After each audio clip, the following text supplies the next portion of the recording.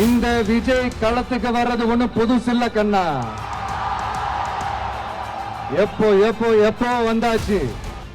தமிழக வெற்றி கழகம் கட்சி ஆரம்பிக்கப்பட்ட பிறகு நேரடியாக மக்களை சந்திக்க தமிழகத்தின் அனைத்து முக்கிய மாவட்ட தலைநகருக்கும் வாரந்தோறும் சனிக்கிழமை சென்று வருகிறார் தாவேக தலைவர் விஜய். அந்த வகையில் நேற்று நாகப்பட்டினம், திருவாரூரில் பிரச்சாரம் மேற்கொண்டார்.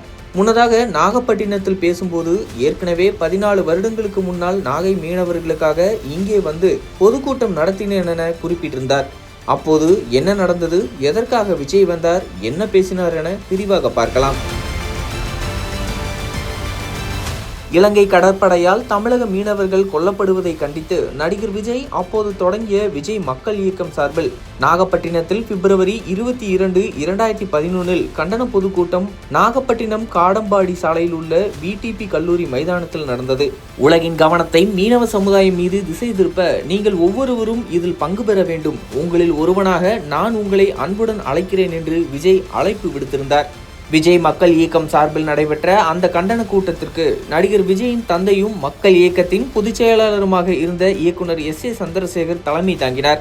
அந்த கூட்டத்திற்கு அப்போதைய எதிர்க்கட்சி தலைவரும் அதிமுக பொதுச் செயலாளருமாக இருந்த ஜெயலலிதாவிடனும் நேரடியாக போயஸ்தோட்ட இல்லத்திற்கே சென்று ஆதரவை கோரியிருந்தார். விஜய் ரசிகர்கள் ஏராளமானோர் கூட்டத்திற்கு வந்திருந்தனர். ஆனால் மழை காரணமாக 2 மணி நேரம் தாமதமாக கூட்டம் தொடங்கியது.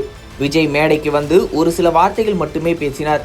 பொள்ளாச்சியிலிருந்து படப்பிடிப்பிற்கு இடையில் உங்களை சந்திக்க மட்டுமே தான் பயணம் செய்ததாக கூறினார். இருப்பினும் மழை தொடர்ந்து பெய்ததால் அவர் தனது உரையை பாதியில் நிறுத்திவிட்டு விரைவில் மீண்டும் தொடங்குவதாக உறுதியளித்தார். 1 மணி நேரத்திற்கு பிறகு விஜய் திரும்பி வந்து தனது உரையை தொடங்கினார். மீனவர்களின் துயரங்கள் குறித்து தனது கவலை புதிதல்ல.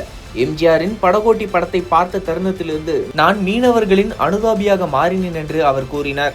இலங்கை கடற்படையினரால் இந்திய மீனவர்கள் மீது நடத்தப்படுவதாக கூறப்படும் தாக்குதல்களை கண்டித்த விஜய், தமிழர்கள் புலிகளை போன்றவர்கள் என்றும் அவர்கள் அநீதியை பொறுத்துக்கொள்ள மாட்டார்கள் என்றும் கூறினார்.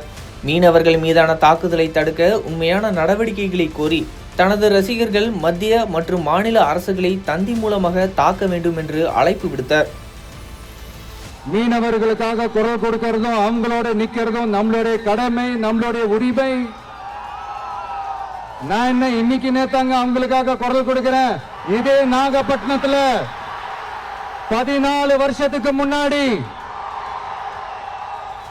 2011 February 22 இதே நம்ம மீனவர்கள் தாக்கப்பட்டதை கண்டிச்சு ஒரு பொதுக்கூட்டம் ஒண்ணு நடத்தணும் இல்லையா? இந்த விஜய் களத்துக்கு வர்றது ஒண்ணு புதுசு இல்ல கண்ணா.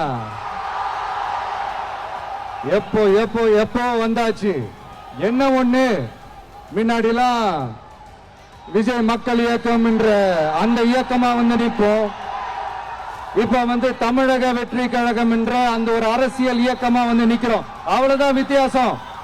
அன்னைக்கும் சரி, இன்னைக்கும் சரி, இனிமேலும் சரி, மக்களுக்காக மக்களோட நிக்கிறது தான். இது புரிய வேண்டியவங்களுக்கு புரிஞ்சா சரி.